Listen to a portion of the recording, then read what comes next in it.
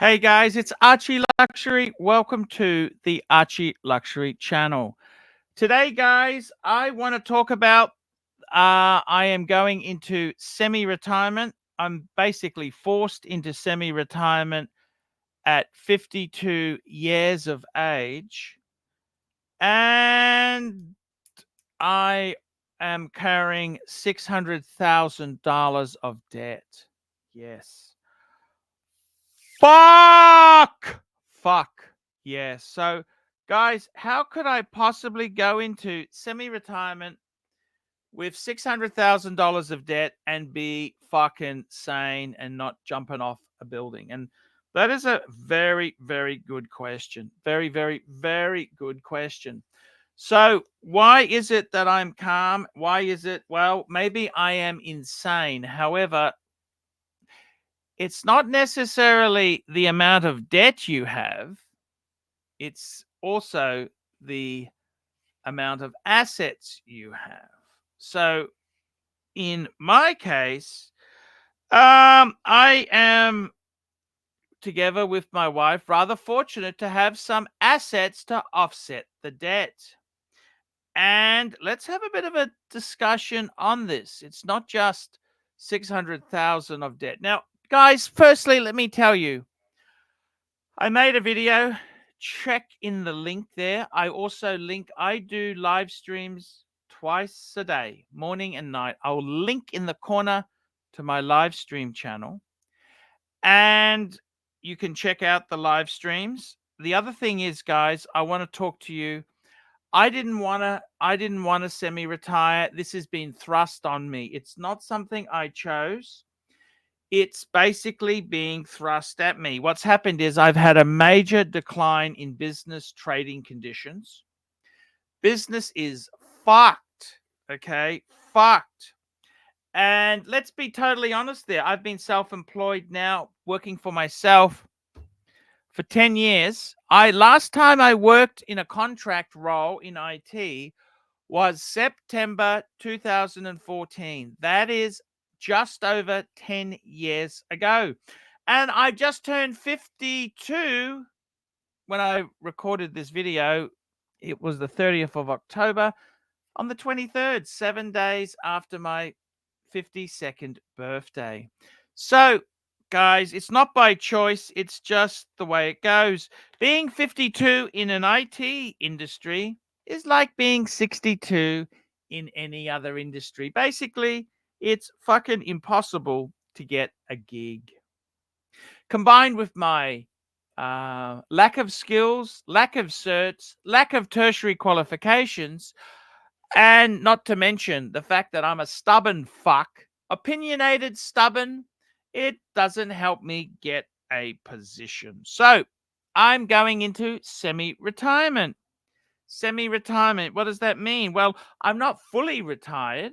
I can't fucking afford. I wish I was, but I am retired. I can't get a pension in my country, Australia. We can't get a pension till we're 67. Fuck. But I am semi-retired at 52. So let's have a look at it. How can I be sane with $600,000 of debt? Now, the thing is, it's not just the debt, it's the assets that you've got against the debt.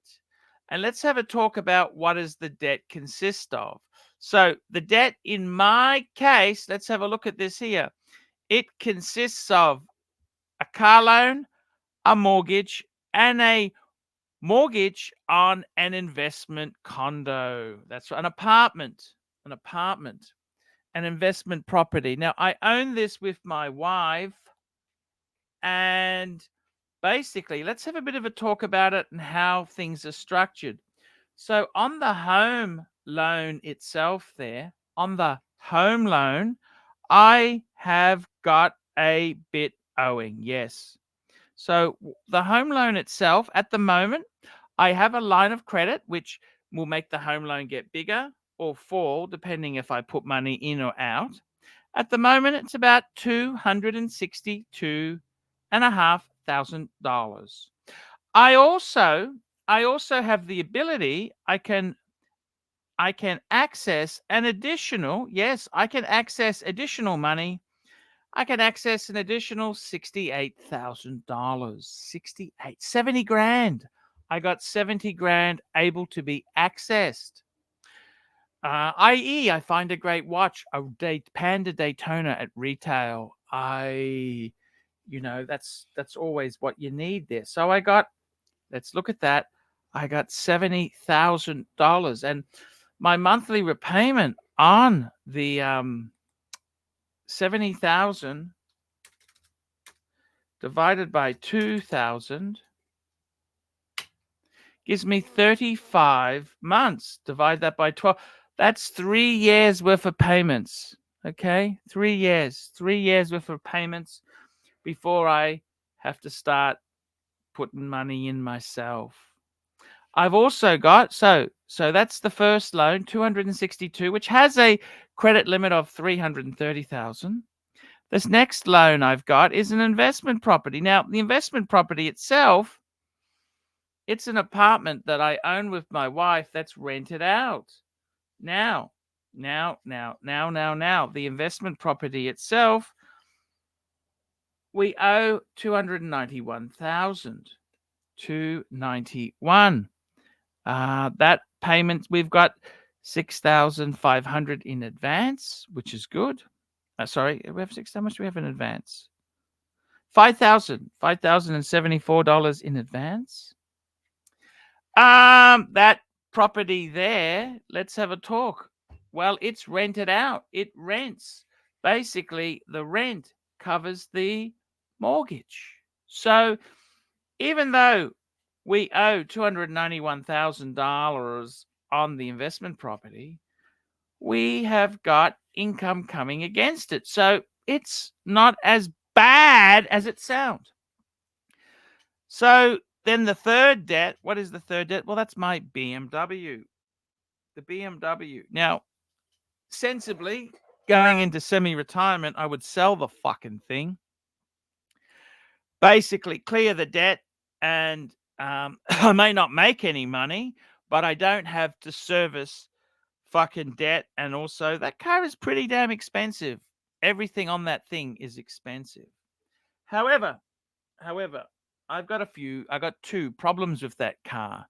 Number one, they had a small business incentive to stimulate the economy where they allowed you to claim 5 years of depreciation in the first year. So I got a massive tax deduction. However, if I sell the car before it's 5 years old, I then have to repay some of that money prorated to how long is left.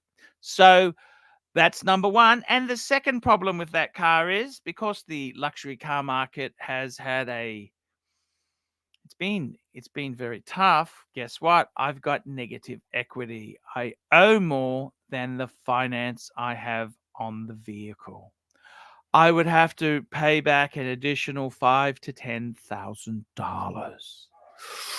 Nasty shit. Luxury cars, man. Ego is expensive. So what am I going to do? $600,000 worth of debt. So basically, I don't really have to worry about the investment property because the tenant is paying rent, which covers most of that payment.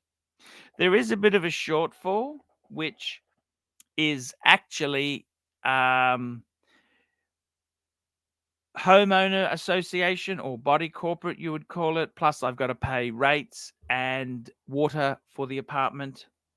Yes, that has to be paid for, but the good news is that apartments in Australia, in Brisbane, particularly Brisbane, Queensland, are rising.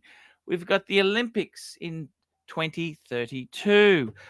Prices are rising rapidly. So if you can hold on, you're going to get some really good capital growth. My house, this is the one which has the HELOC. So at the moment, the mortgage on that there is $262,500. I have an ability to extend that out to 330. What much do I have there? 300. $330,000 with the HELOC.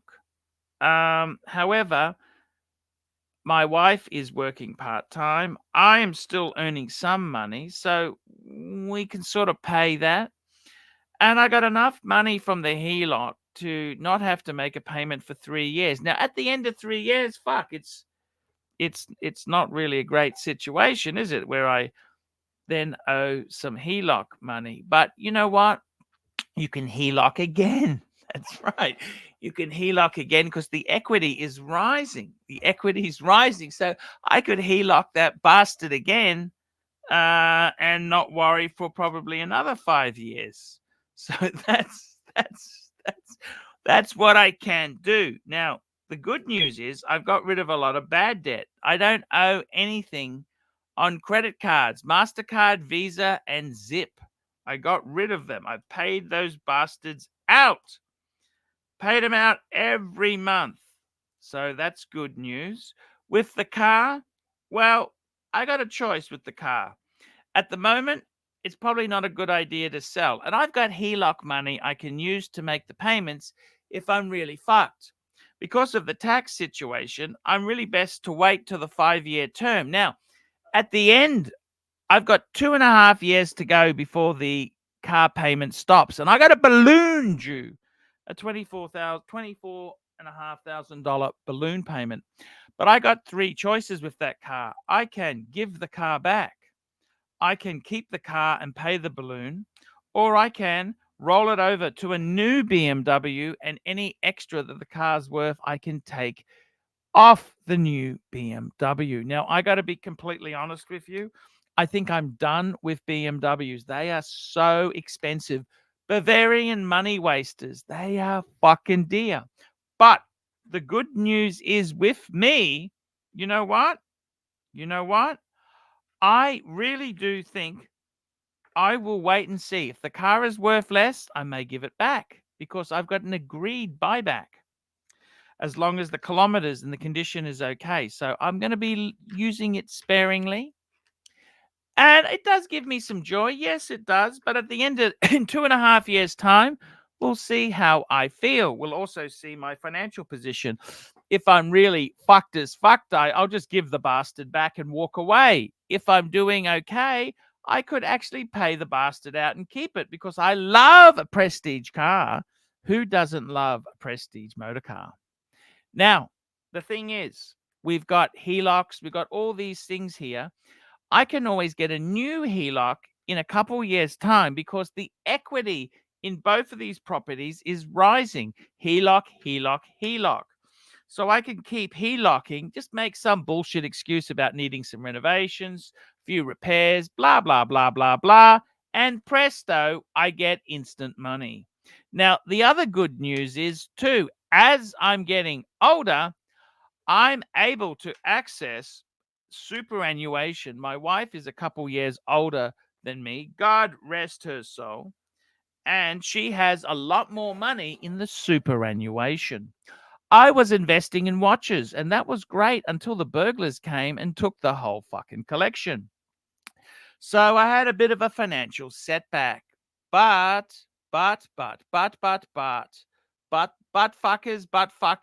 fuckers, she can access her super and clear the home loan. Home loan, that's right, can clear the home loan. Then we can be semi-debt free. The BMW, fuck the BMW. BMWs aren't important. If you're on the bones of your ass, it doesn't really matter what sort of car you drive. It is fucking stupid. Bavarian money waster doesn't do anything for me. So I got to tell you, I have got it okay. I would like to earn some income because I don't want to just use the HELOC to make the fucking payments. And I definitely don't want to use the HELOC to pay day-to-day living bills. That would be stupid. But I can easily do Uber, drive a taxi, deliver pizza, whatever it takes to earn a little bit of money to help subsidize the living costs. The other thing is, too, is that my youngest 2 children, I can ask them to pay some board soon because let's face it, if I'm fucked, I may need some help from them. So I could get them to contribute a little bit of money into the pot if I am desperate, if we're desperate. So do I really think it's bad going into semi-retirement with 600,000 of debt? Not really if you've got assets against it. Obviously, if you had 100,000 in credit card debt, that is a horrible situation to be in. But the fact that the car, well, ideally going into semi-retirement, I would get rid of the fucking thing. I would give that fucking thing back. However, butt fuckers, it's probably a good idea just to keep it because I've got the tax liability. See how I am in 2 and a bit years' time.